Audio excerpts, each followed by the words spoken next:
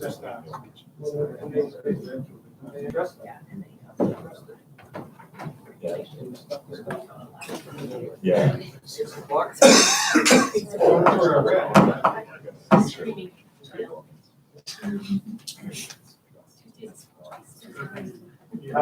Good evening, everybody. This meeting is being recorded live from beautiful downtown Summerland, and it's streaming on the District of Summerland YouTube channel. All representations to council, written or verbal, will form part of the public record and be available to the public for viewing electronically or as a written record. Members of the public are encouraged to register their name and civic address in advance of the meeting for the public comment opportunity found under items 8 and 15 by emailing corporateofficer@summerland.ca. Those who have not registered in advance but wish to provide public comments may call the District of Summerland conference line at 1-877-385-4099 and enter participation access code 7382948 during the live meeting. And on to the meeting. Any late items? There are none. There are none. So I can get approval of agenda. Councilor Van Elfen, second. Councilor Markwell, all in favor? Carried. And adoption of the minutes from September 28th. Councilor Van Elfen. Oh, sorry. Yeah, I just have a question. And I understand that the mayor's still on council, but when she is on a leave of absence, is she considered absent from a meeting, or is she? Because on here it says she's members absent. I just wonder if she should be on there or not even on there. She is absent from the meeting and still an elected official and still part of council, so. Okay, question? So I think it's moved in a second, so all in favor? Carried. No items under number 5, bylaw, public hearings, mayor's report, I don't have one. So we'll move on to 7, CAO's report.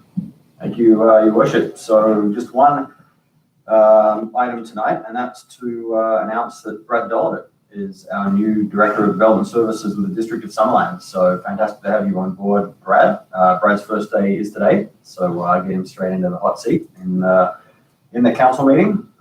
Brad's going to be is now responsible for leading the planning department, building department, development engineering function, business licenses, and our bylaw services departments.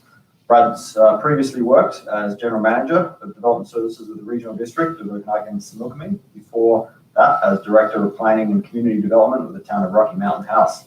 His background and experience leading the delivery of outstanding customer service within the range of development services functions, experience in the economic development field, and contribution to previous downtown revitalization efforts are a great fit for our organization and certainly a huge welcome for our community.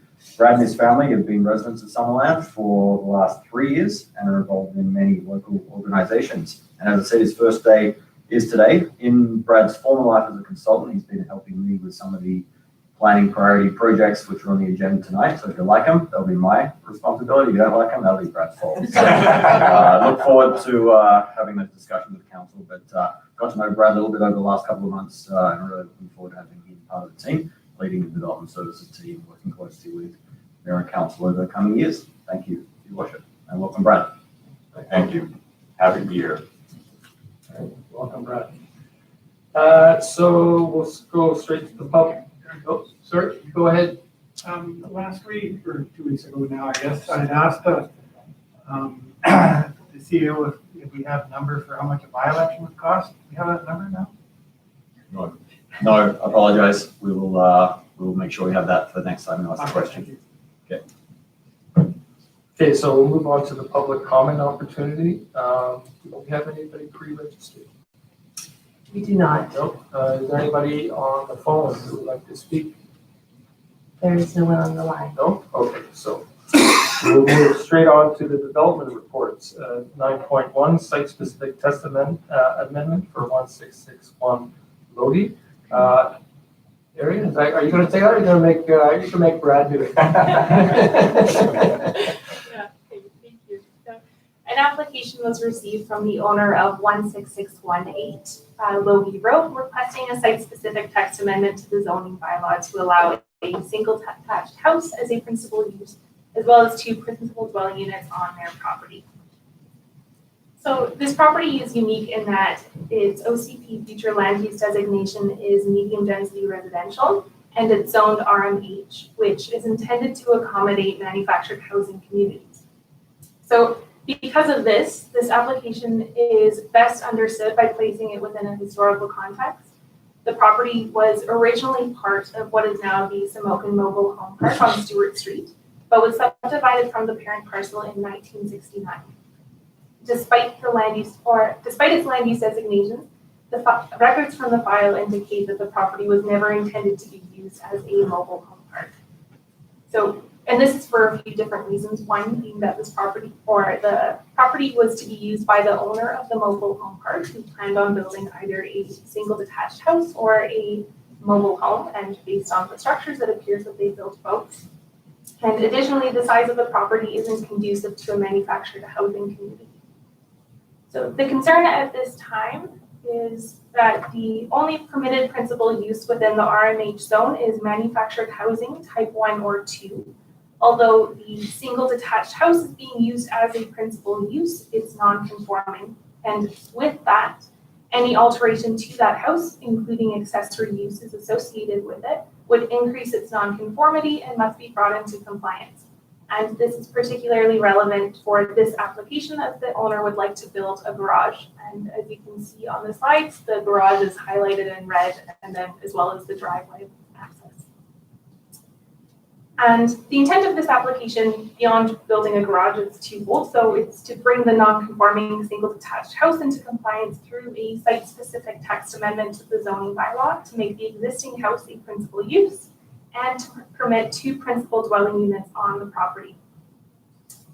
As a part of this review process, staff considered several options that would bring this house into compliance, including an OCP amendment to the future land use designation and a zoning bylaw amendment to reflect the low density and residential use. However, there is not a zone or a land use that adequately addresses the needs of this property, and as such, staff are recommending a site-specific text amendment at this time. So through the referral process, staff noted that a pit and electrical meter must be installed at the owner's expense, and the Advisory Planning Commission at their meeting on September 25th supported the application, but noted that the single detached house noted that 2 single detached houses could be built in the future as a result of this amendment. Only under exceptional circumstances would staff recommend having 2 principal dwellings per lot. But given that both dwellings have existed for decades, staff see no harm in allowing this use to continue by bringing the single detached house into compliance in order to facilitate the construction of a garage. Should council not approve the site-specific amendments, the single detached house could continue as a non-conforming use, but no additions could take place that would further increase its conformity. Thank you. Thank you. Any questions, council? Or there's nobody on the line to speak?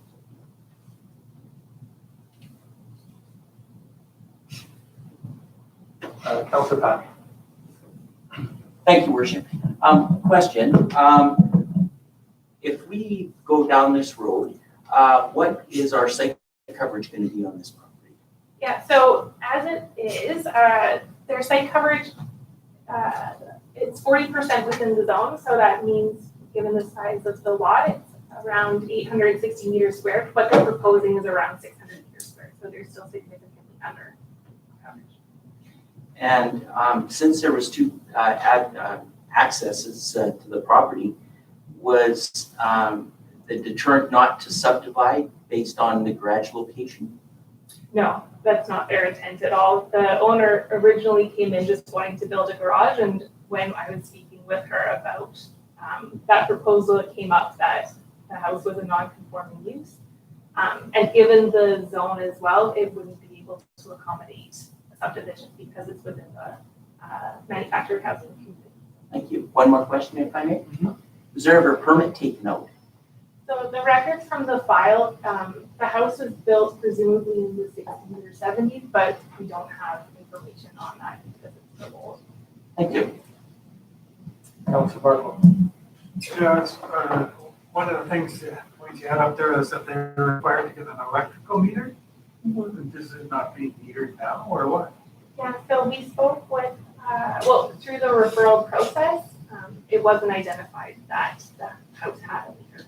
So through this, we would bring it into compliance and have it metered. So it's had electrical service without an electrical meter all these years? So I think just one of the houses, they'd still be, maybe Anthony spoke to this. Yeah, through Yeah. the chair, your worship. So from our records, all the electrical use on the property has been measured, but through one meter, not two. So there's a line between the two houses? Correct. So it's planned in the future as part of this approval process to obviously separate those. And obviously now that we've had this brought to our attention through this process, the intention would be to meter those buildings separately. Again, fairly unique situation in that we have two single-family homes on a property with the current zone. So obviously trying to look at facilitating a better solution with this process as well. I always said Summerland's full of unique situations. Special. Councilor Vanel. With motion on the table? That's to, the amendment to be read the first and second time, and the public hearing to be held November 9th. Correct. Thank you. Seconder, please. Councilor Barco. Any further discussion? Councilor Todd. Thank you, Worship. Is there any measures that we can put into place prior to final that once they get approval, that they don't remove the mobile home or take the mobile home down and then construct a brand new second dwelling on that property, since we would say it's okay through the nonconformity or the approval of nonconformity?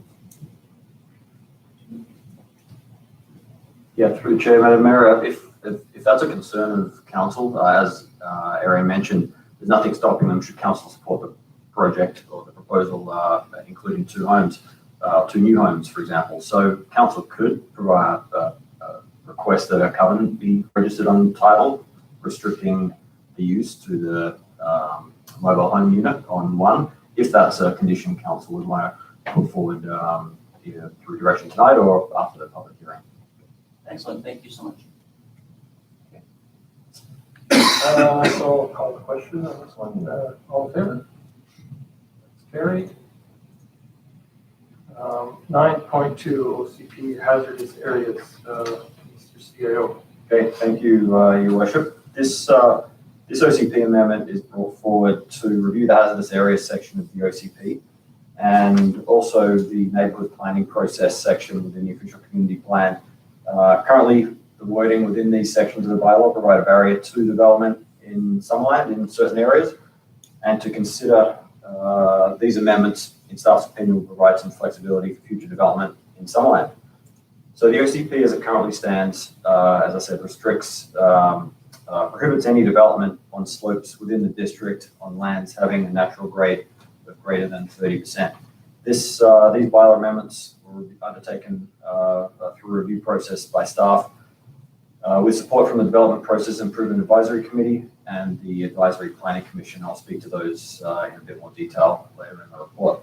Just to recap the existing policies, so you can see up on the screen the relevant sections that are being brought forward for amendment. The wording is quite strong and quite unique when we look at comparing this amongst other municipalities where it refers to developing on lands greater than 30%. The first section there prohibits development. The second section speaks to any development shall not be permitted. And then there are some exemptions and that exist there with regards to vegetation removal, driveway installation, those sort of things. And we're intending on keeping those with the proposed amendments. And then with regards to the neighbourhood planning process, the wording that exists right now prohibits any consideration of that development on lands that have a 30% or greater natural grade. The intention of these policies is certainly to protect the visibility of slopes and ensure stability of land within the hillsides. They don't unfortunately take into account potential redevelopment opportunities that may be able to take place on areas with a slope of 30% or greater that could contribute positively to the district's future development plans. Based on your interpretation of the existing bylaw, this has restricted potential developments in the past and provided conflicting interpretation on a number of occasions. Based on the wording that exists, it's assumed that any slope greater than 30% is hazardous. From a geotechnical perspective, lands that contain a slope of 30% may or may not be a hazard. And without the ability to analyze this development as it currently stands cannot even be considered under the OCP without an amendment on a case-by-case basis. In looking to support future growth and development of housing in the community, staff are proposing some amendments to the OCP so that additional flexibility can be provided to allow for development under certain circumstances in areas that may be subject to the 30% or greater slope. And I've just got some images up on the screen that we included in the council package that give council and the community an overview of the topography within the entire district. You can see up on the screen the general slopes within the district. The areas in black are the grades that we're talking about, the bylaw with a 30% or greater. So you get an indication of where those areas are. And this is from our GIS mapping system that we're able to use and determine on an application by application basis. Some examples as we look through the district. These are just a couple of examples that we've highlighted. This is one of a portion of land that's located at the south end of the community. It's located outside of the growth boundary. And when you look at it from a slope analysis, you see there are some barriers with the black areas on the lands, which are greater than 30%. The areas are also subject to environmentally significant development permit area review and wildfire interface development permit review as well. So when we talk about looking at the amendments and bringing the amendments forward, there's still a robust review that needs to be undertaken if council is supportive of the amendments with the environmental and wildfire areas that currently exist. More, critical, are some of the infill areas that exist within the existing downtown or on the edge of downtown, on the edge of or within our existing growth areas. This is one site that's currently located with, a prohibition with a 30% slope that's located on a chunk of land adjacent to existing low and medium density development that is zoned for residential development and has an OCP designation for residential development as well. So right now, under this scenario, this amendment would have to come through to council on a case-by-case basis should the development of these lands be considered. Got another single-family subdivision that was approved a number of years back on Jewel Crescent or Jewel Place.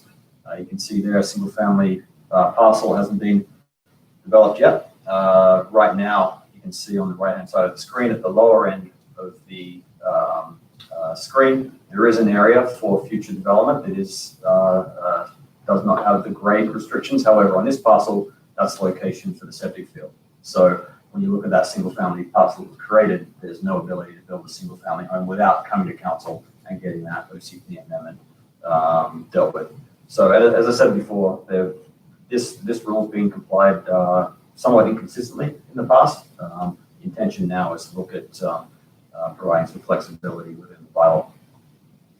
Can I ask a quick question? Sure. The houses on either side, then, would they have gotten variances to build there? I don't believe they did. So that's one of the things we're trying to clear up with this, to provide some additional wording within the bylaw that allows for that geotechnical assessment to be undertaken. You can see, you can see on the right-hand side, you've got that single-family home.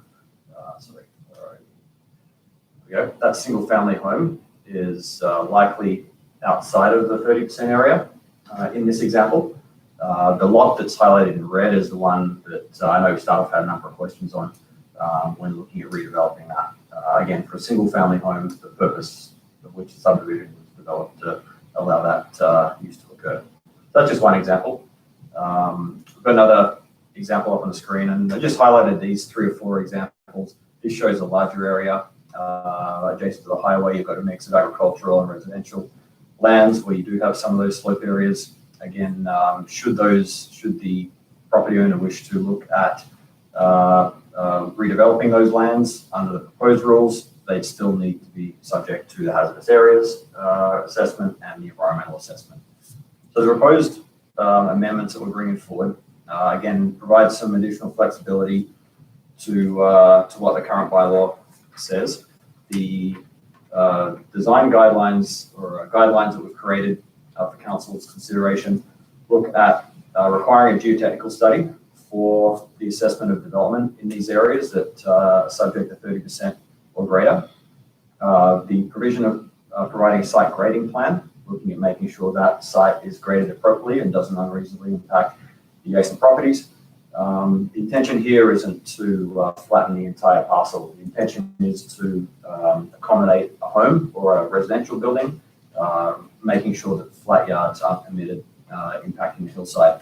And then a visual assessment. Should anyone be willing to undertake a development in these areas, we require a visual assessment or impact assessment to be undertaken as well. The exemptions, 11 to 1.3, here are the same as exist in the current bylaw.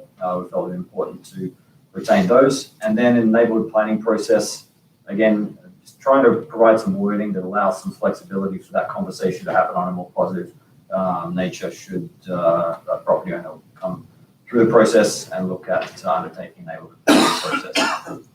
We reviewed these amendments, as I said, with the Development Process Improvement Advisory Committee, who supported them. No significant concerns. They recognize that for the most part, 30% grade or lands with 30% grade or higher are located within the high hazard or environmental or wildfire area. So there's again a robust review that's required on those. The recommendation from the committee was that the OCP amendments be supported. And then the Advisory Planning Commission, a really good discussion with the Planning Commission around this topic.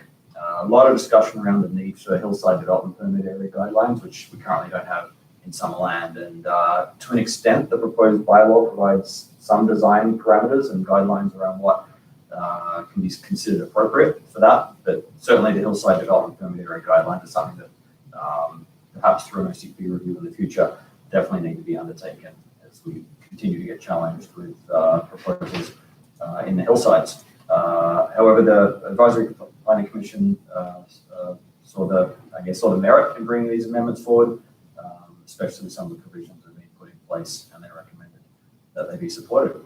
So staff recommendation on this item is to proceed with first and second reading and proceed to public hearing on November 9th. Thank you. Thank you. Questions? Councilor Barclay. I certainly think this is a great idea to develop all those spots and stuff. But I wondered about the one statement there says flat yards are not permitted. And, I can kind of see the intention is that you don't want additional excessive leveling, grading, and cutting and stuff like that. But there could be lots of places where it makes sense to just build the house into the hillside. And then you're going to be left with a little bit of a lawn. Like how much flat yard are you not going to permit? Like what is everybody has a little bit or something, or maybe there could be a landing area. It seems kind of a arbitrary. I don't know. Yeah, I think the intention of these is to not allow for, for want of a better word, moonscaping of the hillsides. And I think we want to see that happen. So really, the intention is to try and contain the regrading in these areas. Again, the majority of these areas are going to be impossible to develop because of the slope in the soils and those sort of conditions. But this will provide some additional flexibility. There will have to be conversations through the subdivision process with staff and the applicant to ensure that you don't see that large flattening of portions of land. And I think the visual impact assessment requirement that we put in there will certainly, will endeavor to take care of a lot of those concerns. So it's going to be a question of judgment. Correct, and I think a lot of the design guidelines, again, these are somewhat design guidelines that staff are going to have to build or work with the development industry on these. But typically these type of guidelines should be dealt with as part of any larger rezoning, neighborhood planning process or subdivision process. so that we're not dealing with them on a building permit basis. We really want to get them dealt with up front early on in the process. Councilor Van Elfen. And if I'm not mistaken, some of the flatter areas that you're talking about will be necessary for septic in some areas. You could have your lot and it'll be green. There you go. Any other questions? Anybody want to bring the motion forward? Councilor Nelson, Would you like me to read it? well, or paraphrase? We'll give first and second reading to the OCP Amendment Bylaw 2020-024, amending Section 11 hazardous areas and Section 14 neighborhood planning process in accordance with Attachment 1 to the report, and have a public hearing on November 9th, 2020. Okay, second, Councilor Van Elfen. Any discussion? I'll call the question, all in favor? That's carried. 9.3, the zoning bylaw review, CAO. Okay, thank you, Your Worship. And Brad may need to help me a little bit on these as I get some questions from council, but I'll run through the proposed amendments that we're looking at bringing forward for council's consideration. These amendments have been identified over the last 6 to 8 months by staff, and I know a lot longer. Some of the amendments have been discussed around the council table with previous staff as well. So we're looking at consolidating a lot of the work that was brought forward in the past, in addition to the work the team has been identified or has identified over recent times. Really to look at streamlining our development processes on the planning end, improving interpretation of the bylaw, enhancing it for our customers and staff. As I said, our planning consultant has assisted us with a lot of this review over the last 6 months. The analysis was undertaken of the development variance permits issued by the district or reviewed by the district over the last couple of years as well. And we provided a package of that, or summary of that information in the council package. You can see the development variance permits make up the majority of planning applications that we see as a district over the last 4 to 5 years, significantly this year. The stats that we provided in the council report or as of April, but we've had a significant amount of variances. The analysis that was undertaken looked at trying to identify which sections of the bylaw would vary the most. When you look at the screen, principal building setbacks, front yard setbacks, retaining wall heights, accessory building setbacks were the majority of setback or development variance permits to the zoning bylaw submitted since 2017. So we took the information, the summary of the information that's in the council report, and it brought forward a number of key bylaw amendments, the majority of which, however, approximately 80% of all the amendments that we're bringing forward are administrative in nature. And very important to recognize that we really should be looking at updating the zoning bylaw every 3 to 6 months to make sure it's up to date, keep on top of all of these issues, as opposed to larger amendments that we're bringing forward. However, we've taken the opportunity to move those administrative changes forward, but look at some key changes based on the discussion we've had with council and the Development Process Improvement Committee and more recently the Planning Commission. The first amendment or larger amendment that we're bringing forward is with regards to retaining walls. You can see up on the screen highlighted in or in red is approximately the existing 1.2 meter height restriction that exists within the zoning bylaw. What's being proposed is an increase from 1.2 meters to 2 meters in height to provide some additional flexibility, but still retain the intent of that step back approach to developing retaining walls in the district. The second amendment, a larger amendment, speaks to the addition of craft brewery and distilleries into the downtown commercial zone, the CB1 zone. And up on the screen right now, or you can see the orange area, which is the downtown zone. Currently, we only have one brewery and distillery approved in downtown. That was on a site-specific basis for Breakaway Brewing. Council approved that a little while back. the intention would be, based on the economic benefit and the influx of these uses that we're seeing, to remove that rezoning requirement for this use in the downtown. We're obviously going through a downtown process over the next little while, and there may be other uses, but staff felt that this use was complementary to the direction downtown is heading, to provide some additional flexibility should these uses come forward in the future. The third component looks at addressing temporary use permits. So currently, temporary use permits are only permitted within our two agricultural zones and our commercial zone, and one site-specific amendment on Lakeshore Drive. Typically, temporary use permits are permitted in all zones, and that's what we're looking at bringing forward. Temporary use permits still have to come through to council. They're reviewed pretty much like a rezoning application. There's a public notification requirement, but really provide some additional flexibility for uses that council may want to consider or a property owner may want to consider on a temporary basis. Temporary use permits can be approved for a maximum of 3 years. They can then be renewed for another 3 years, but they can also be approved for a shorter time as council deems that they be approved once they come forward for council's consideration. So we're looking at providing some additional flexibility on temporary use permit applications.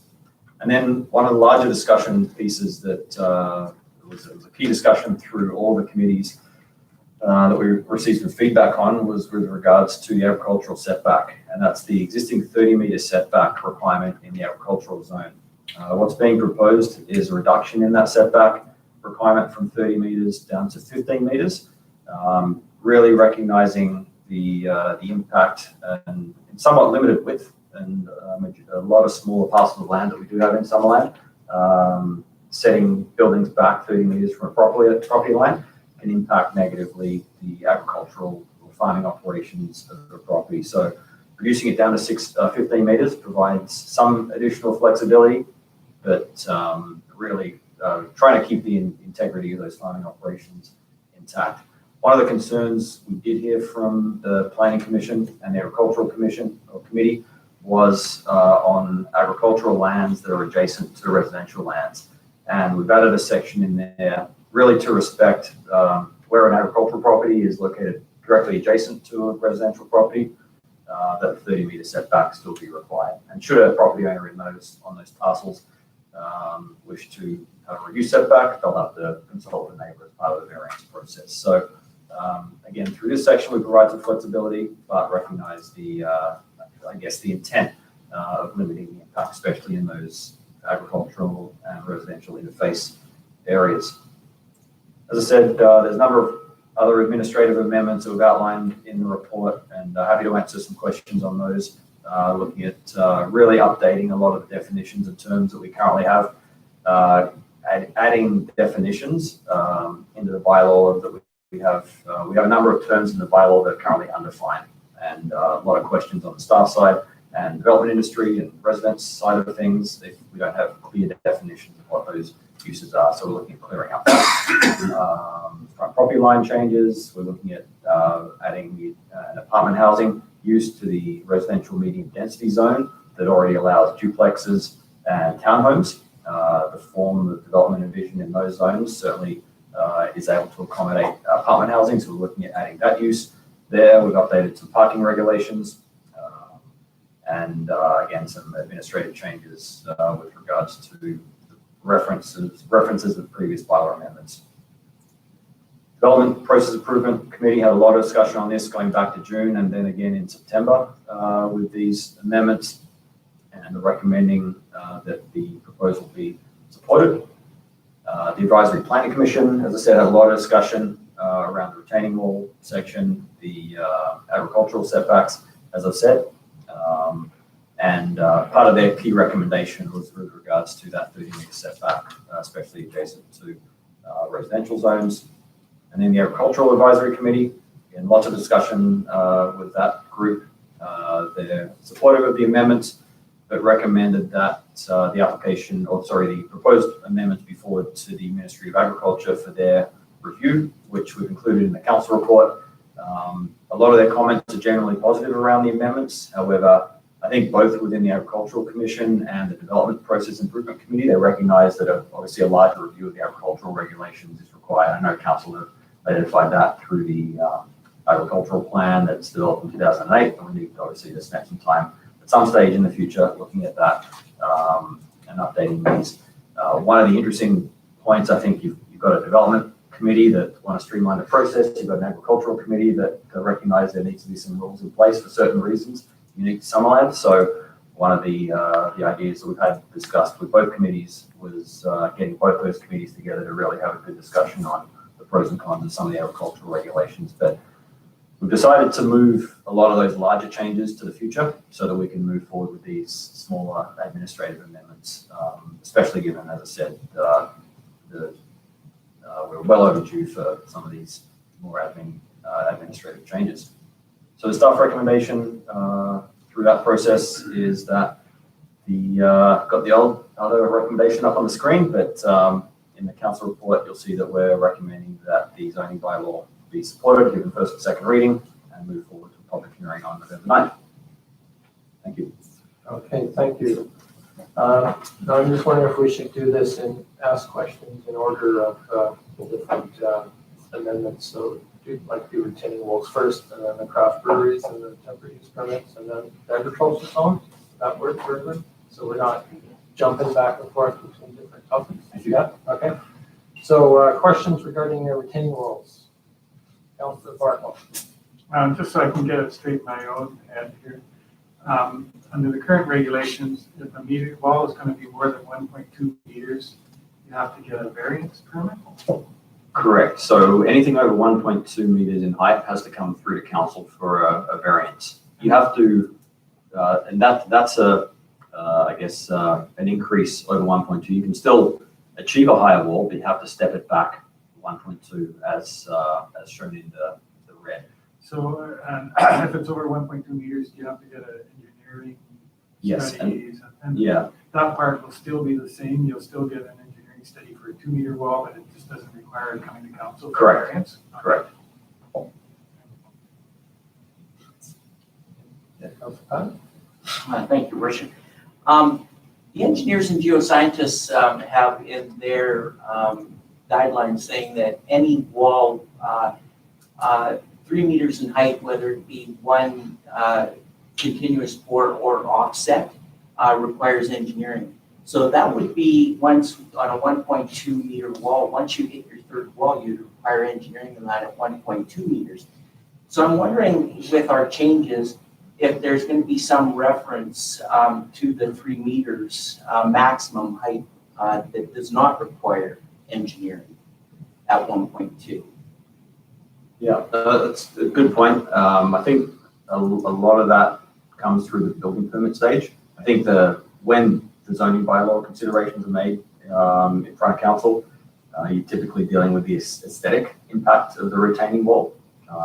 But if there are new engineering requirements, and I think through the building permit stage, a lot of that can be dealt with. Excellent, thank you. I have a question regarding retaining walls then. So of the 14 retaining walls that required a variance in the past 3 years, how many of those were under 2 meters that wouldn't have required a variance in this?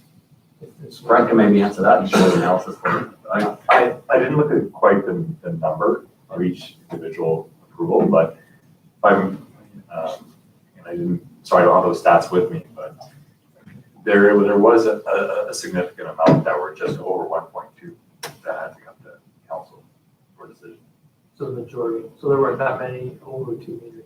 Correct. And yeah, it's rare that you do have those larger retaining walls. I think we saw one on Aga Street in the industrial area with I think 2.3 meters, if I recall correctly. Okay. So 2 meters, that's over 6 feet. I know that. And where, you know, to me, a 6 foot concrete wall isn't necessarily the most attractive thing to look at, whereas 1.2 meters, that's 3 feet, I guess, that's not so bad. So I guess my concern would be is if it's 2 meters by default, will builders then just automatically build 1.82 meters if they don't necessarily have to go that high. And then my concern is the aesthetics, that we'll have all these really big walls all over the place when we don't really need them. I think one added incentive to the development community would be to get under that 1.2 meter mark in order to avoid having to get a building permit and to get engineering done, because that's going to be a significant expense. So that's still a requirement for the 1.2 meter mark is for a building permit and for engineering. So there will be still an incentive to try to step it back if they can to avoid having to get a building permit. But if they have to get a building permit for being 1.5, then you might think, oh, well, we've got perhaps half a meter to play with. We can go even higher just to be safe. So,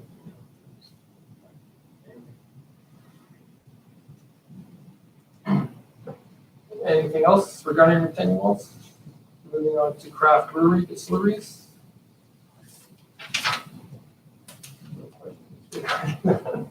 That's great. Temporary use permits. Oh, sorry. Back to retaining walls for a minute. I was just thinking about the previous item that we were dealing with regards to the 30% rate.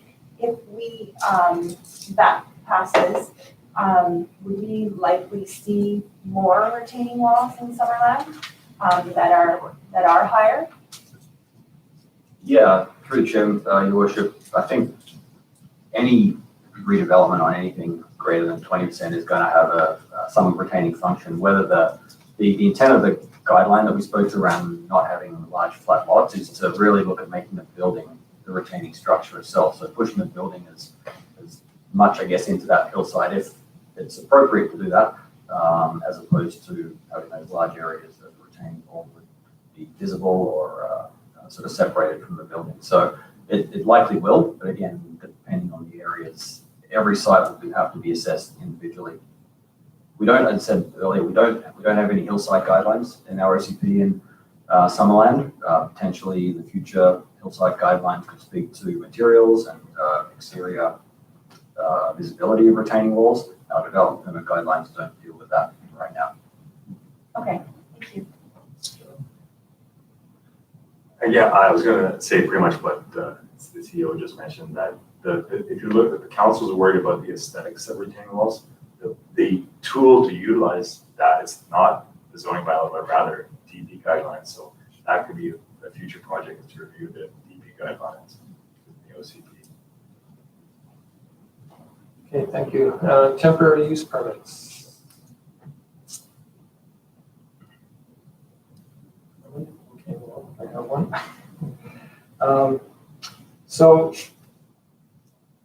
Are temporary use permits carried if a property is sold? Are they carried over to the new owner or not?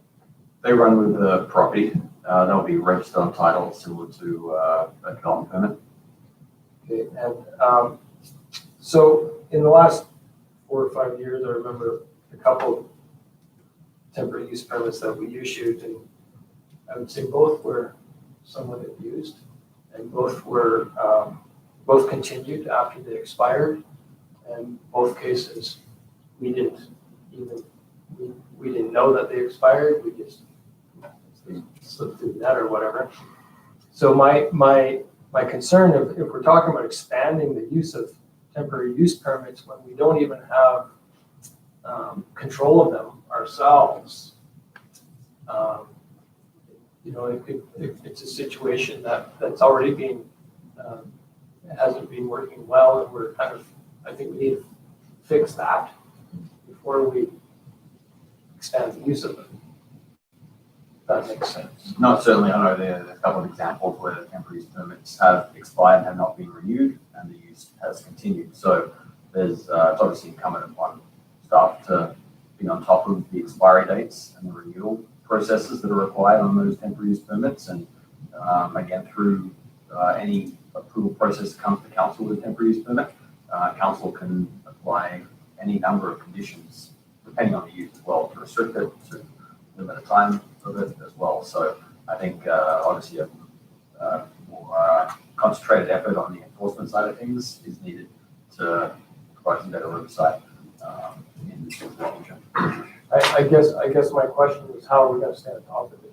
You know, we heard this afternoon about state of our IT systems, and it's probably, you know, something should just come up, but I don't think we have that thing that comes up.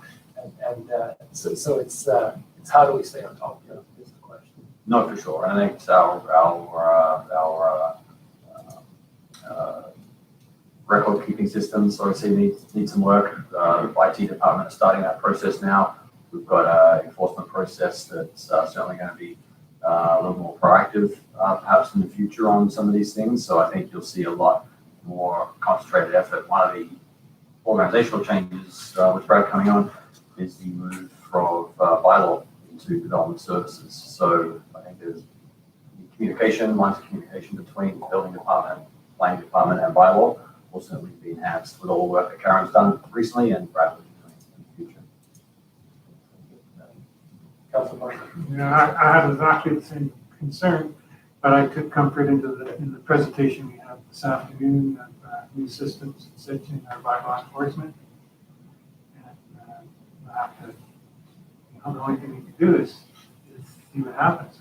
And, you know, it's up to council because we were all aware of these things to ensure that things are carried through.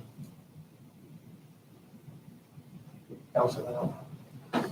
I appreciate that it's up to council, but next time there could be a brand new council, so if it's a 3-year temporary use permit, it's up to staff to inform council that, or staff to inform the person with the temporary use permit that it's expiring and they're gonna have to renew. Because it could be a whole new group of people here that aren't aware of the temporary use permits that are out there. So thought. Councilor Carlson. Yeah, just a note on the one campground, which is one of the items that we're talking about here. It's actually on the agenda for the Ag Advisory Committee on Friday. And the owners of this campground are proposing a permanent permit zoning bylaw change. And so that's something, I guess, to just put on your radar since they were in contravention of their temporary use permit and are now asking for something that's different than that moving forward. And so it, you know, a temporary use permit has its uses, but it also perhaps is a stepping stone for some people to try something out and then ask for a permanent version of what the temporary use was sort of a trial for. Which I believe is the thinking in the RUS with short-term rentals. I wanted to ask Brad, how, you know, with your experience from the RUS, how the use of temporary use permits for regulating short-term vacation rentals, that you find that, did you find that as an effective way to do it, or? Yeah, I think it is, especially looking at it from the regional district lens, is because they can't issue business licenses. So they don't have another regulatory tool to use for the temporary use, other than a temporary use permit. So I think it works fairly well. And mind you, they have a fairly robust system of tracking their TUPs when they come up for expiry. You know, that would be something I would be hoping to implement in the near future, and not just with TUPs, but with other expiring things such as landscaping security would be another example. After it's a period of time for maintenance, as undergone a time when we were required to do an inspection and release that landscaping security. So those are things I hope to implement as a director of this department. Anything else? No. Moving on to the agricultural zones setback. Councilor Van Alphen. Thank you. Yeah, I'm happy to see this agricultural zone setbacks. It's been a problem for years, a 30-meter setback. We have a lot of smaller, narrow acreages, and next thing you know, you're plunking a building in the best part of your farm. The 30-meter setback up against residential. If I'm an owner of that property and I come to the planning department or council and prove to you that I'm using that building for housing equipment and not livestock, is that, I don't, you know what I mean? Like, I understand the 30 meter once upon a time, but, you know, it was, you know, if you're not housing livestock 15 meters from residential, I'm parking tractors and orchard equipment for say in it. How's that harming my residential neighbors? So that's just the concern I have. Councilor Carlson. I have a question about greenhouses. If somebody, for example, wanted to put a personal gardening greenhouse in their backyard and it was part of the farm home plate, would it still be considered a greenhouse? If it didn't require a building permit, it was less than 108 square feet or whatever, would that still be subject then to either the 15 or the 30, depending on how many urban neighbors they have, if it's all part of a private garden? To me, it reads as yes, it would. And I just wonder if that's one of those bigger questions for the next set of bylaws, I guess, or if there's a way to clarify that. Well, I think that, you know, you could interpret it that way, to be honest, like, depending on, I can't remember offhand what the definition of greenhouse is currently. But there is separate setback requirements for within the farm home plate, including accessory buildings. So, you know, you could interpret it as it being an accessory building to be residential use within the farm home plate, and therefore, we're, you know, subject to those setback requirements. Okay, I asked because I feel like there's probably quite a few of existing, perhaps greenhouses that are just for backyard use that maybe they would then trigger a variance request if it was as, like, there's a lot of agricultural parcels, right? So just something to keep in mind, I guess. Yeah, sure. Any other questions, comments? Councilor Pat? Thank you, Worship. I did notice on the Agriculture Advisory Committee, there was some concerns raised in regards to the lighting and other nuisances when we're dealing with groves. And I noticed that we haven't spoken at all in regards to that. And I was just wondering if there was anything in the works. It's a very valid point that they brought up. And I was just wondering if there was, in the future, if we're going to be looking at some sort of regulation in the light pollution, especially if they're, you know, within 30 meters of a residential area, that can be quite obtrusive. The lighting that they do shed. So, no, I thought I would bring that up on behalf of the phone calls that I've received in regards to that one point. So Yeah, I think some larger discussion needs to be had around those larger greenhouse facilities and cannabis production. I know it's a relatively new permitted use in agricultural areas, so odors and those sort of things. I know we've had some direction in the past from council to look at odor mitigation and those sort of things, which I think is, and Brad may have some experience at the regional district with more of these than we have right now, but I think definitely will be tested out on the first ones that have existed in Summerland or will be coming forward, and definitely want to be ready if they do expand. Brad, I don't know if there's anything else from your perspective on those. I think the following those comments, the addition of the 30 medium meters, a setback to residential areas, wow. Like those uses will be restricted to be outside of that 30 meter mark, right? So, but if it's not next to a residential area, then, you know, I think it should be sufficient to go down 15 meters. It shouldn't be as big of a nuisance impact on another farm, as an example, right? So. Councilor Coffey.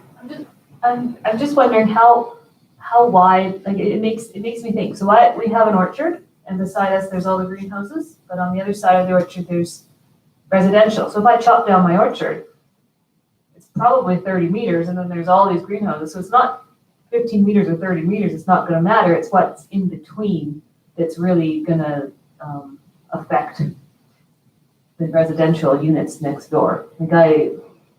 So I don't really think that I mean, I get it, maybe it won't be glowing in your quite as brightly, but you're still gonna have that same impact. Councilor Bart?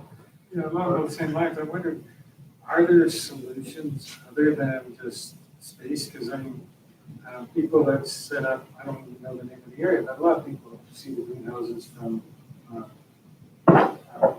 four rooms and, you know, it's acres and it's bright and there could be, oh, sorry, and there could be, you know, something quite large that doesn't matter, but 15 or 30, it comes to the cars and says, can we require shading or special lights that focus downward, things like that? I believe in the zoning bylaw, there is landscaping buffer section that has green in the area. We might have more info on that as to whether it's required right now for agricultural uses or. Yeah, so for properties that abut agricultural land, mostly residential, I think the requirement is for them to have a 4.6 meter landscape buffer. Not so for the residential properties, but not the agricultural.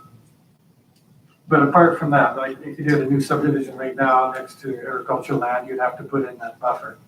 But if somebody was to take a piece of agricultural land and put in some greenhouses right now, where there is no buffer, or is there anything that we can put in our bylaws to say that requires shading and not to have overhead street lamps that, you know, shine the whole countryside up like a ball diamond?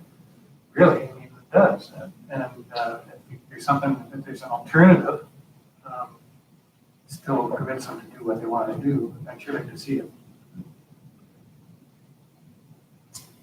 Yeah, I was just going to say, I think there's, do have some interface areas on Julia Street, for example. We've got a pretty intensive farm operation, significant lighting right next to some residential areas. And before the landscaping, or while the landscaping was there, not so much of an issue. Once the landscaping gone, it's a significant issue. So I think part of the work that I know we want to do around the comparison with the ALC regulations and district regulations will, I think, highlight some of these issues where we can perhaps become more restrictive or not based on council's direction or the committee's review. But certainly something in the future that we definitely want to investigate. Councilor Trainer? I apologize if this has already been asked, but under the Development Process Improvement Advisory Committee, one of their bullet points is cannabis production should remain with the 30 meter setback. Do we know why that is? Was that because of the odor, and is that going to apply to them or no? Are they just, they would still put 50? That was one of the comments made from I believe one of the members on the Development Process Improvement Advisory Committee. Really, the concern was around the odor and I guess the unknowns around those uses. However, the proposal is to have those facilities at a 15 meter setback. It's 15, okay. So, correct. So we're not That's worried? it. That was considered. Again, we had a lot of discussions with the other committees, and in the staff review and I guess consolidation of all the issues, we brought forward the 15 meter setback. Okay, But again, subject to council direction on that. right, okay, thank you. Councilor Van Elf? But back to the lighting issue for say, you know, is it an approved use on ALR land? And that's the bottom line. It's up to the ALC. If the ALC says, yes, you can have grow lights, you know, running 24 hours a day, 7 days a week, so be it. That's what the ALC is allowing on that land, and I don't think we have a lot to say in it, to be honest. Councilor Patton? I would like to ask a question in regards to the temporary farm worker housing, but it wasn't in our list. So since we're on agriculture, can I bring it up now? Sure, the Ministry of Agriculture brought it up, so that's you. Thank you. My question was, we talked about this in the development committee, was for temporary farm worker accommodations, and this is B, letter B, where it talks that a building designed specifically for seasonal farm workers to live in for short periods of time during the harvest season. Buildings constructed for this use must contain sleeping facilities and may contain washroom facilities, but may not contain cooking facilities. And I'm just wondering, and I believe we asked this question too in the committee, is why are we imposing the no cooking facilities in temporary farm workers accommodations? Yeah, through Chair. I think from what I understand, this exists in our current bylaws, so there wasn't any intention to have that, I guess, more fulsome discussion at this stage with the administrative amendments. But again, happy to have that discussion with council. I think as we bring forward the comparison between the ALC regs and the district zoning bylaw regulations, you'll see where some of those conflicts may exist. And it exists now for some reason, and obviously some history perhaps that council may be aware of before staff as to why that requirement is in place. But certainly something that definitely needs to be reviewed from a consistency point of view, because it is a concern that we've heard from a lot of the farmers. I think the Ministry of Agriculture's letter that's in our package is a pretty good little list of things that we need to review and look into. It's quite handy for us to, but I think this is just dealing with setbacks. Councillor Van Elf? No, I just want to, comment on Councillor Patton's remarks, because I do recall that conversation at our planning commission meeting, and it's kind of puzzling to say the least. And it's definitely a conversation that we need to have as soon as possible. With the temporary farm workers accommodations, cooking facilities. I mean, now you're almost looking at 2 buildings. A housing and a washroom facility, and then / another building for cooking. I know what the intent was. We all know what the intent was. Is to make sure that these buildings aren't rental units, in the future. That's up to bylaw. But in the meantime, we should treat our workers, with the same, that I would treat a family member if I was housing them. At least let them have a kitchen that they can cook in. So I think it's a conversation we need to have soon.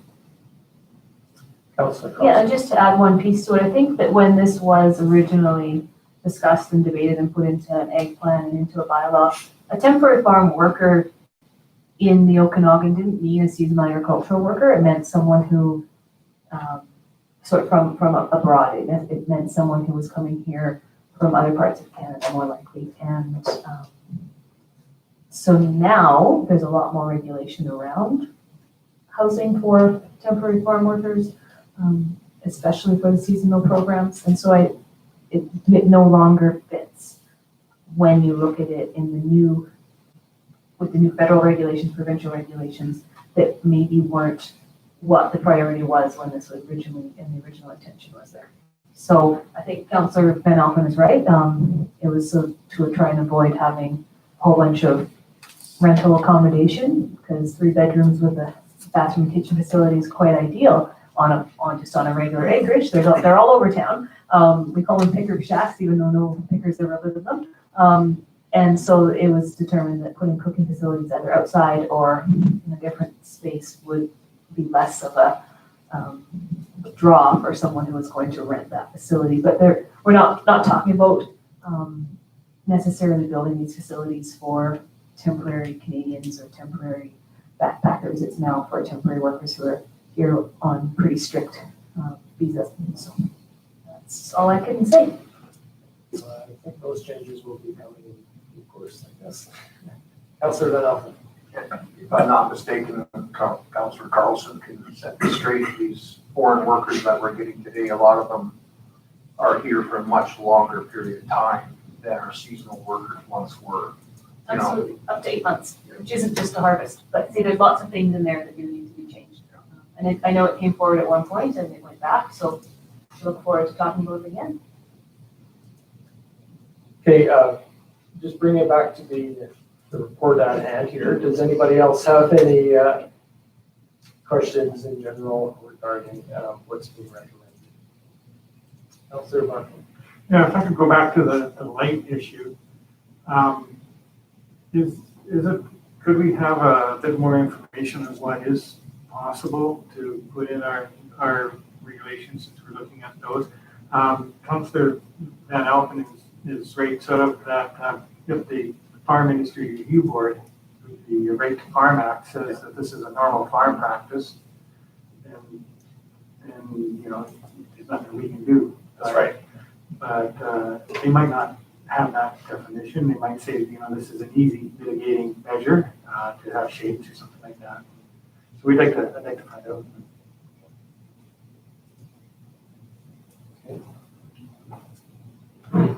So in the meantime, are we happy with what's being presented here? Do we want to take this to public hearing, or do you want to? Good with that? So someone wants to bring a motion forward? Oh, through Jeb, Your Worship, just want to put up on the screen the revised recommendation in the council report. We didn't reference first and second reading, and we referenced attachment 2. So up on the screen, you'll see the correct recommendation from staff in regards to providing first and second reading for the zoning amendments, in accordance with attachment 4, and that we were scheduling a public hearing on November 9th. I'll move that. Okay, second. Any discussion? No? Okay, all in favor? That's carried. 9.4, development application procedures bylaw, no CP amendments. Mr. Cedro. Okay, thank you, Your Worship. These amendments are being brought forward to the existing land use procedure bylaw. The proposal is to create a new development application procedures bylaw, and there are also some OCP amendments that are required, depending on the direction of council as well. So the existing land use procedure bylaw was developed in 1998. It's been out of date for a while, and as is required to be updated with regards to delivery of service, streamlining application processes within development services, specific to the planning department. The proposed bylaw addresses all of the application types dealt with by the planning department. Building permits aren't relevant to this piece of legislation. They would come under a building bylaw, which we'll be looking at sometime in the future. The draft bylaw was presented to council in mid-2019. However, a number of issues were identified, including the need for additional consultation to occur. The bylaw that was brought forward was significant in size, and there was certainly recognition around the council table, I believe, at the time, and also through our review at the committee table, to create a bylaw that is scaled appropriately for the development needs in Summerland, relevant to the type of applications that we deal with.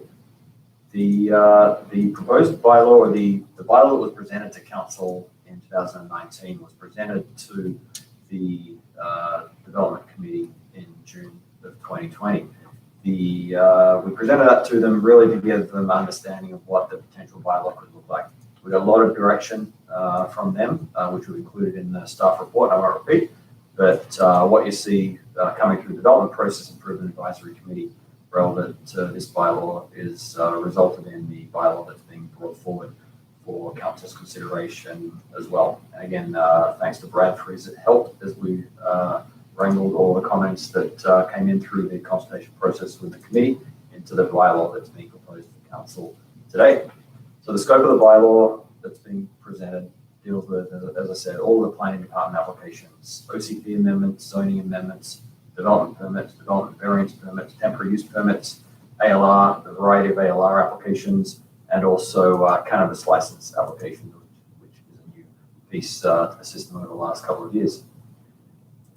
The bylaw speaks to the process in which those applications are proposed. One of the key changes being brought forward through this bylaw is and key part of the discussion that we've had with the committee is around the delegation of authority. Currently, all development permit applications come to council for review and approval, except for watercourse development permits. The authority to delegate those is actually within the official community plan. high hazard, environmentally sensitive, wildfire hazard, all currently come to council when they're submitted. What's being proposed as part of this bylaw is the delegation of the high hazard, environmentally sensitive watercourse and wildfire hazard development permit applications to staff, recognizing that there are strict guidelines within the OCP that need to be met. And regardless of who is approving these types of applications, the guidelines need to be met. If, and similar to the other development permit applications, if staff are not supportive of an application of this type, they would have to come to council for a decision.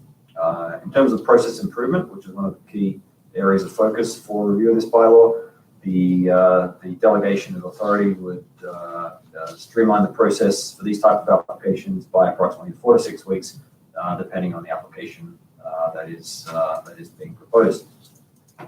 With regards to the form and character development permit guidelines, currently all the development permit area form and character development permits come to council for approval. What's being proposed is to streamline a portion of these, recognizing that these developments can be significant and have a significant impact on the community. What's being proposed is for smaller forms of development in these development permit areas to come to staff for review. And that includes commercial signage, exterior signage, additions to buildings where floor areas of the addition is less than 100 square meters, amendments to existing development permits where form and character did not substantially alter the original approval, facade alterations to existing buildings to up to $150,000, construction of multifamily residential buildings in multifamily downtown and lower town development permit areas up to a maximum of 3 stories in height, construction of buildings in downtown and lower town areas to a maximum of 3 stories and a maximum floor area of 1,500 square meters. Construction of buildings in the Bentley Road industrial area, less than 1,000 square meters, and surface parking lots. So these smaller forms of development still need to comply with the design guidelines that are currently within the OCP and would be delegated to staff. Anything in addition to what you see up on the screen would come forward to council for review and compliance with the development permit guidelines. One of the other key Yep, if you're ready. Sure. Questions. Just because it was pretty. Yeah, go for it, clear, go for it. Yeah. One of the things I remember, maybe it's twice, we had to count, came to council, Bentley Road development permit area, was, landscaping was more than $50,000. Mm-hmm. If the 1,000 square meter parking area stuff and those changes, does that get rid of that? Because I didn't see why landscaping had to, the industrial area had to come to council. Yeah. And typically, the intention here is to have, I guess, streamline the process for those industrial developments. It's somewhat rare that you see an industrial area in a development permit area. That's a sort of bigger discussion I think council may want to have in the future. But the landscape guidelines would be undertaken, I guess, as part of these smaller developments. Anything 1,001 square meters would have to come to council, and the compliance with the guidelines would still have to be What there. about that dollar limit? What if it was 900 square meters and $51,000? Would it then have to come to council? I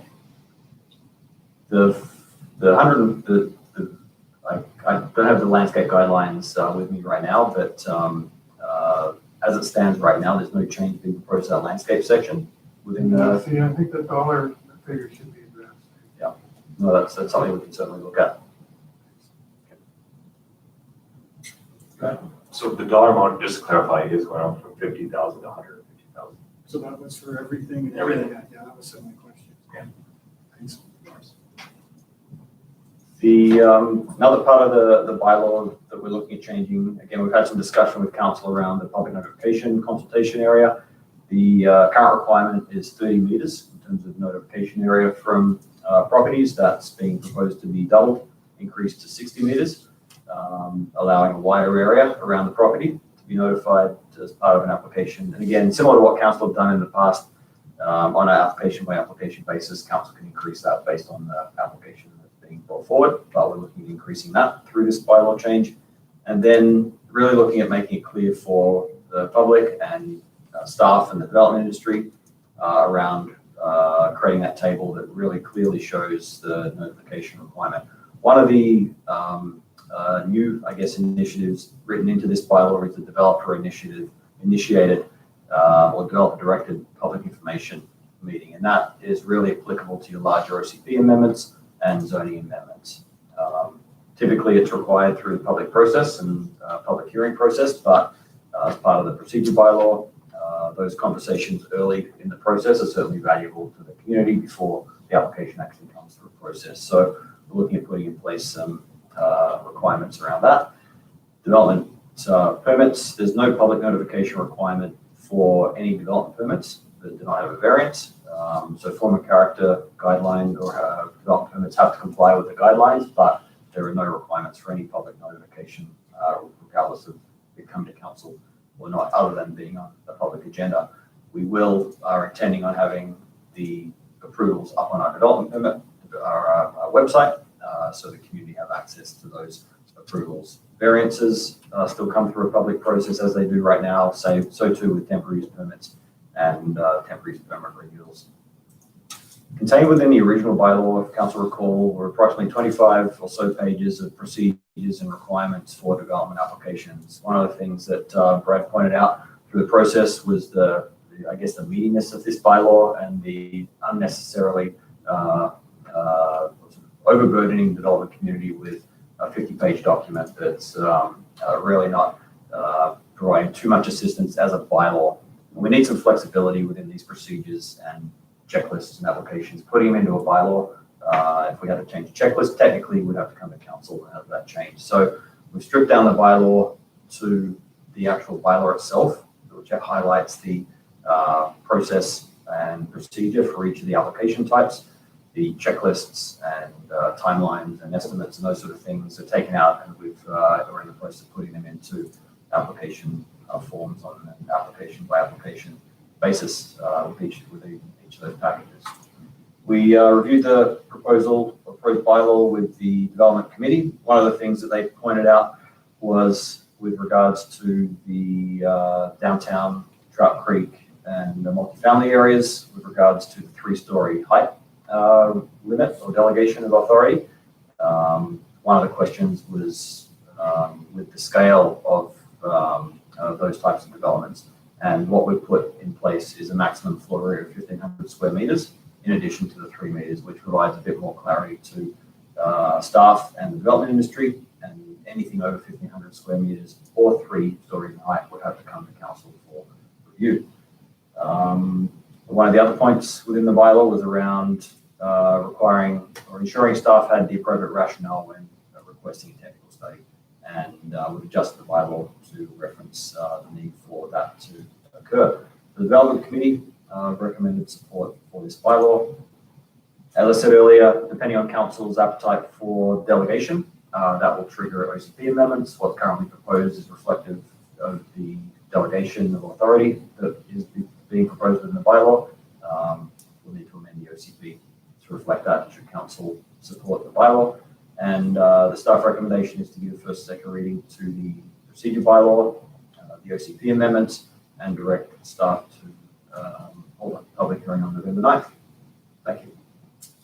Thank you. Questions? Councilor Pat. Thank you, Worship. I want to say thank you for doing this. The first version that came across to us a while back really scared me with the amount of regulation and red tape that was put into the document. Like, to me, it would have added thousands of dollars onto a developer that wanted to build in Summerland. So I thank you for doing this. One thing that I did like to see was in regards to development permits was including the environmentally sensitive areas to have some judgment by the development officer to actually work with our development community because, as we all know, the environmentally sensitive areas is Summerland. And I don't think there was one piece of property in Summerland that didn't have to go through some sort of environmentally sensitive research or report that had to go through. So in reading this, I thank you because it was a breath of fresh air considering what it was. So thank you so much. Councilor Barco? Yeah, I think that Brad has certainly had a busy first day of work. I got this all done today. Good job. Good luck tomorrow. Yeah. That's right. Great expectation. Take the rest of the evening off.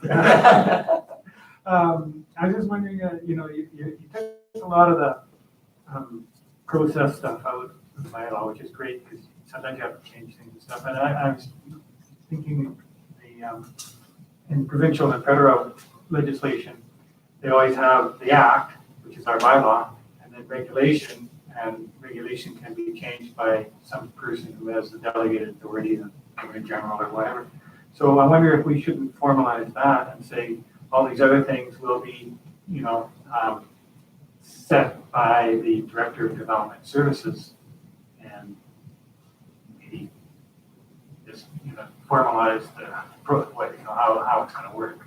Yeah, no, I think that's a good point. I think through policy under the direction of CEO or Director of Development Services, we've got bulletins that are created through the department for a variety of different things that the department does.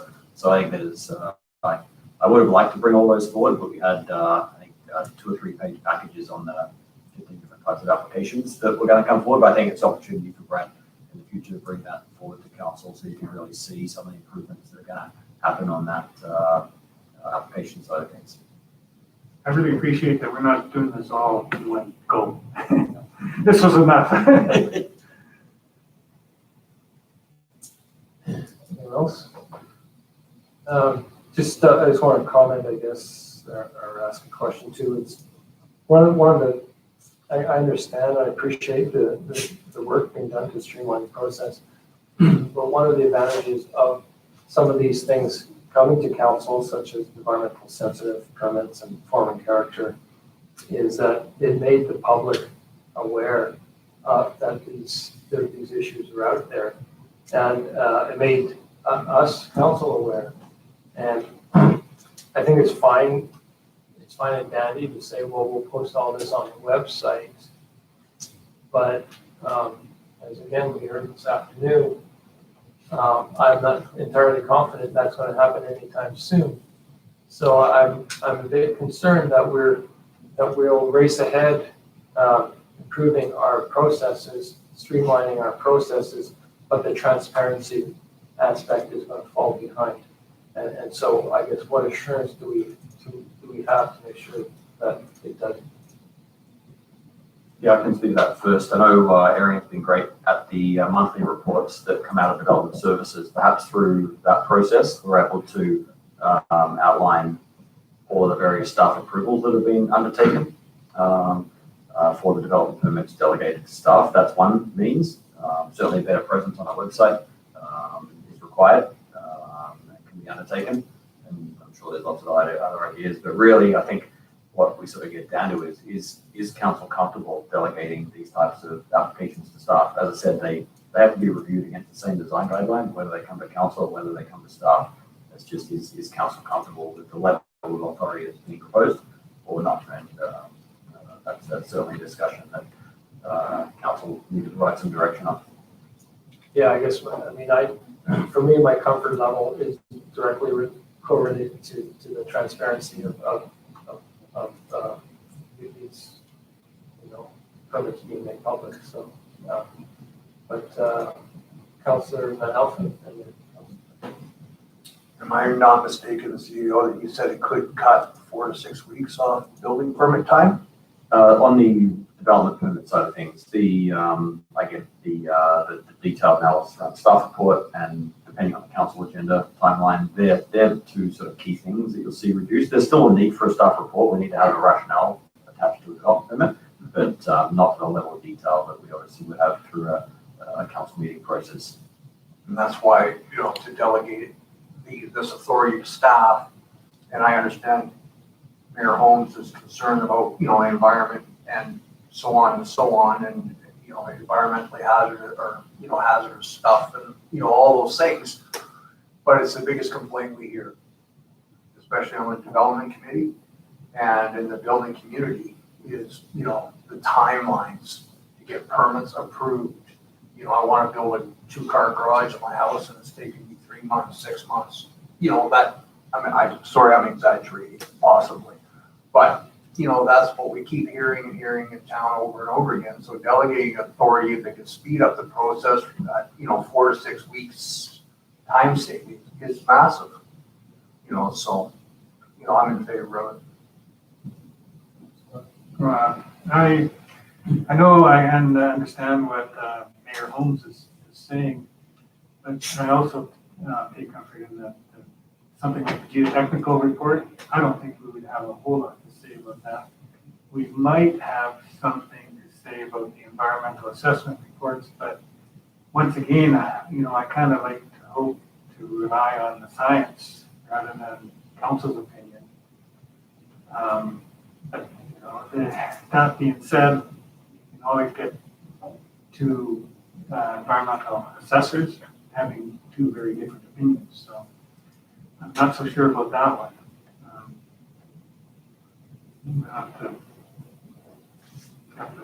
see where it is. Oh, I know where. So behind this is the question, and I hate to ask this question because I think we should do what's right for Summerland, not other communities, but are we aware, or do you know off the top of your head, let's say Penticton and Beachland and Kelowna do you know, environmental assessments and geotechnical reports come to council in those communities? know, in Penticton, they go through, they're delegated to staff. If there's an assessment done as part of a area structure plan or a rezoning, then that'll come to council as part of the whole package, but on a site-by-site basis, that'll come through staff level on the most part, RDUS, right? Yeah, same thing. They're delegated for the most part. Thanks. Yeah, my point is not that council's opinions on technical matters are really, you know, are going to sway it. My point is that in the past, it's been the only way that these things have been made public. And so we have to ensure that isn't lost by it not coming to council, not coming to the public forum. Council. Yeah, just follow up on that. I agree with what you're saying. I think we need to recognize that there may be a member of the public who has also an environmental background, or perhaps they are scientists and they have a different opinion than what maybe was presented. And there needs to be at least some way that they are able to give input. If, for example, they know that there's a rattlesnake habitat that's going to be disrupted by this and it's not in that environmental report, how and where does that get to be publicly presented, or that input be sought? And I think that's maybe an example of what you are going for, and I see a challenge there as well. Just a comment with regards to both your concerns. We have to keep in mind that these are just development permits. They're not variances that are subject to discretionary approval. So councils in the past have, and regional boards have been, filed under lawsuit by not following their own guidelines, depending on receiving public comment. So sometimes public comment, although you try to think that it's always more positive, but it can lead to problems where you're not following what's stated in the OCP and opening up yourselves to challenges. So a key kind of point of this too is to ensure that there's consistency in the interpretation of the guidelines that are within the OCP for each of these DPs.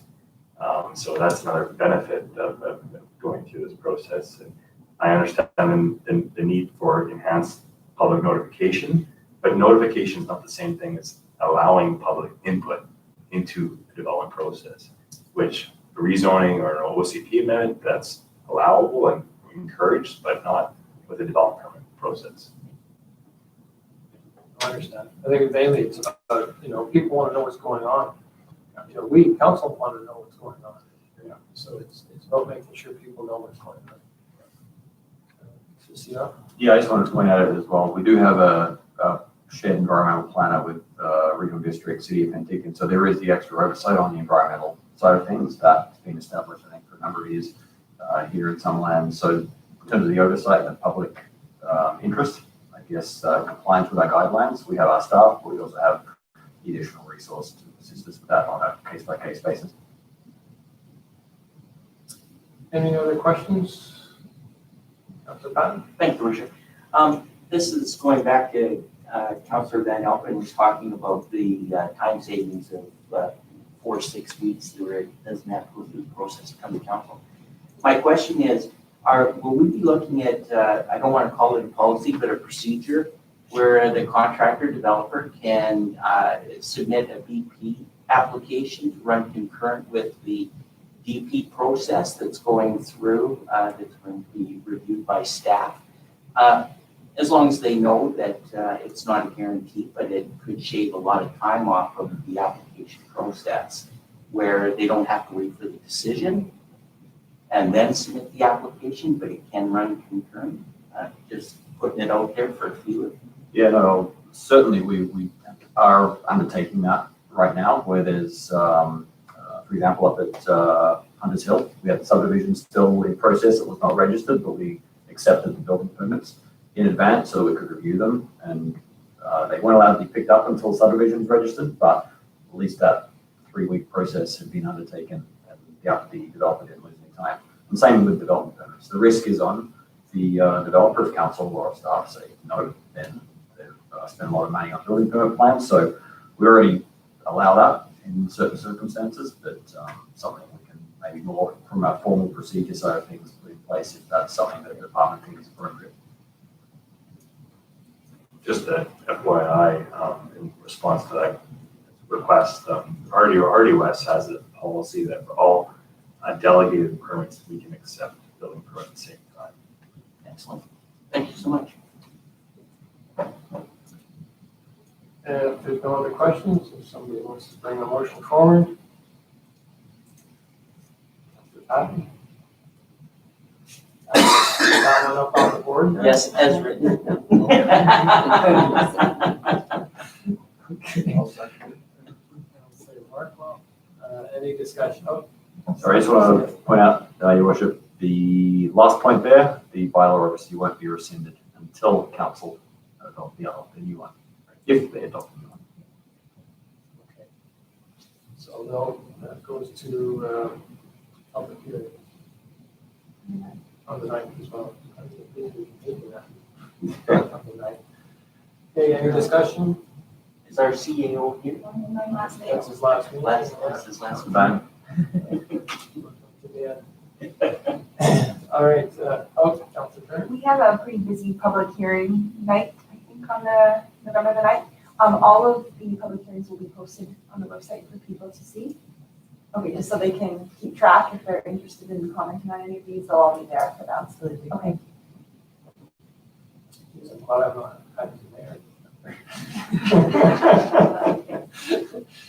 Okay, no discussion, I'll call the question. All in favor? That's carried. No bylaws for adoption, business arising from a legal hold and closed sessions. Anything? Don't think so. No. Any notice of motions? No notice of motions, information items. Anybody wish to bring anything forward? No? So if I can have a motion to receive those for information. Councilor Van Elfen, Councilor Barnwell, all in favor? That's carried. Committee, commission meetings, minutes. Anybody want to bring in those forward? No. Motion to receive. Councilor Van Elfen, Councilor Patton, all in favor? Carried. Councilor reports. Councilor Barnwell, you? Just looking on the calendar, I don't think I have anything that I can report on. Okay, Councilor Patton. Thank you, Worship. I want to thank you for taking over for me for the month of October. It got me out of the grapevine, so I thank you so much. It's been my pleasure. And I have nothing else to report. Councilor Kenner? I have nothing tonight. Okay, I have nothing. Councilor Carlson? Nothing tonight. Councilor Donaldson? I go. So I need a motion, oh no, it's the public media comment period. Do we have anybody on the line? There's no one on the line. No, I'm watching something else. So motion to adjourn. Alfred Barkwell, all in favor? That's carried.